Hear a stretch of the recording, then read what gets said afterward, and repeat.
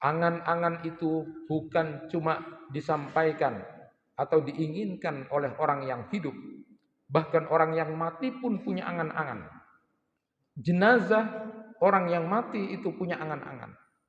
Maka disebutkan di dalam hadis Rasulullah SAW, ketika jenazah itu kemudian dibawa oleh orang-orang, maka akan dibawa itu ada dua model jenazah itu. Ada jenazah yang soleh, ada yang ghairu soleh. Ketika jenazah atau mayat itu tergolong jenazah yang soleh, maka lalu kemudian dia mengatakan, qaddimuni, qaddimuni, cepatlah, cepatlah, cepatlah, aku ingin bertemu dengan Tuhanku. Itulah ciri dari jenazah yang soleh. Tetapi kalau jenazah yang ghairu solehah, jenazah yang tidak soleh, ketika kemudian dibopong dia mengatakan, ya wailaha, aina tadhabuna biha. Celaka aku, mau dibawa kemana aku? Maka para ulama menyebutkan angan-angan orang yang sudah mati itu, antara jenazah yang baik dengan yang tidak baik itu, disebutkan pertama, jenazah yang baik itu berangan-angan agar segera cepat kiamat.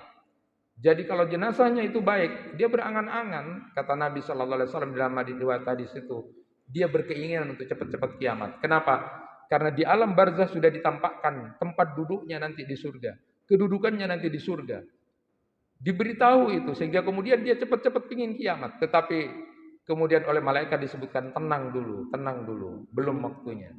Lalu kemudian angan-angan orang jenazah yang baik itu juga disebutkan bahwa dia kemudian berkeinginan untuk bertemu dengan keluarganya dan menyampaikan, memesan kepada mereka, ayo beriman dan beramal soleh seperti aku, ayo. Mereka ingin bertemu dengan keluarganya.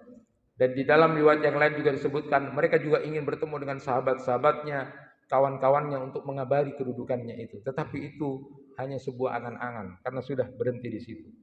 Dan di dalam riwayat yang lain disebutkan bahwa jenazah yang baik itu, contohnya adalah orang yang mati dalam kondisi jihad. Ketika kemudian diberikan nikmat oleh Allah, di surga digambarkan nikmatnya orang berjihad itu.